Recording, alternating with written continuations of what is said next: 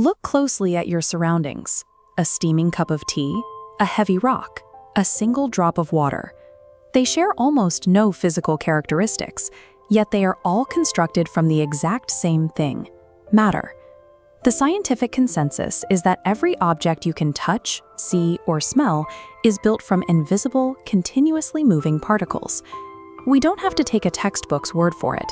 Today, we are going to build a home science lab and physically prove these invisible mechanics right at your kitchen counter. To follow along, you will need to gather a few common items. Grab a few glass cups, some food coloring or ink, honey, a plastic syringe without the needle, a regular pen, a kitchen sponge, and a handful of ice cubes.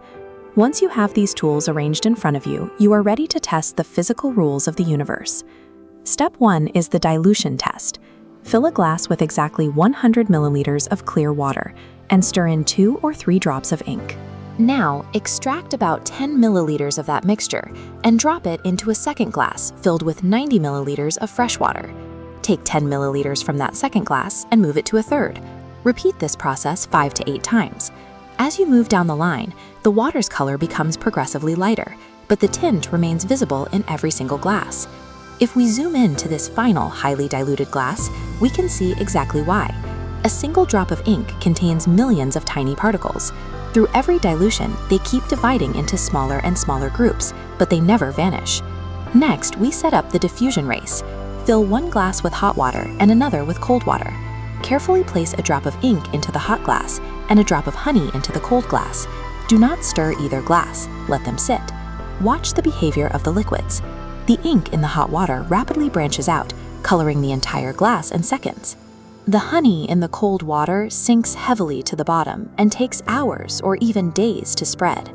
This automatic intermixing of particles, where one material gets into the spaces between the particles of another, is called diffusion. This side-by-side line chart tracks the speed of our two tests. Notice the steep line for the hot water. As temperature rises, particles gain kinetic energy and move faster. The heat physically accelerates the rate of diffusion. Now let's test compression. Take your pen and try to squeeze it. Next, press your finger down into your cup of water.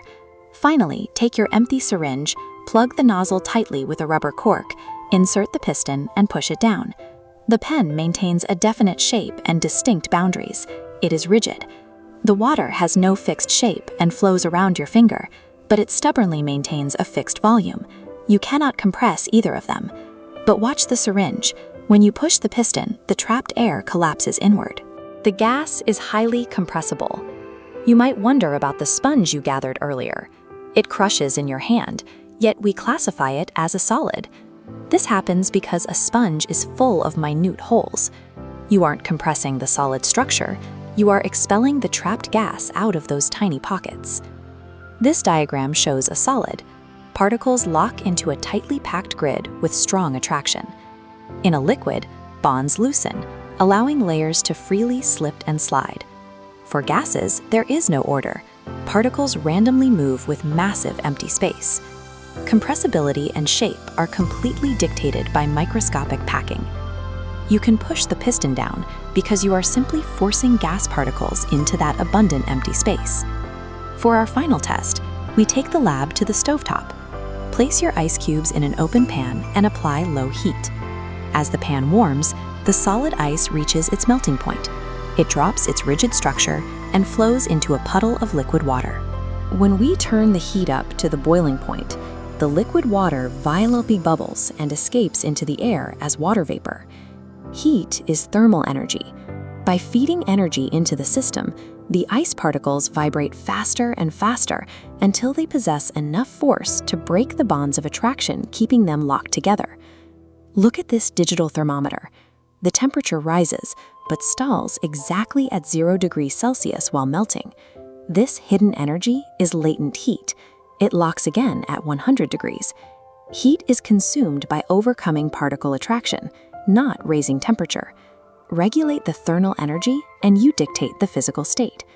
Over the course of a few kitchen experiments, you have successfully isolated kinetic energy, mapped out diffusion, and phase changes by overcoming microscopic bounds. The rules you just proved apply everywhere. They explain why you can smell a hot meal cooking from the opposite end of the house. The hot gas particles of the aroma possess high kinetic energy, quickly diffusing through the cooler air to reach your nose. So here is a final challenge. Pour some ice-cold water into a glass on a hot, dry day. Within minutes, you will see fresh liquid water droplets forming on the dry outside surface of the glass. Think about what you now know regarding thermal energy and moving particles. The water isn't leaking through the glass, so where do the droplets come from? Everything around you is a collection of tiny, moving parts reacting to energy. Now that you've seen the mechanics, you have the framework to decode the physical world.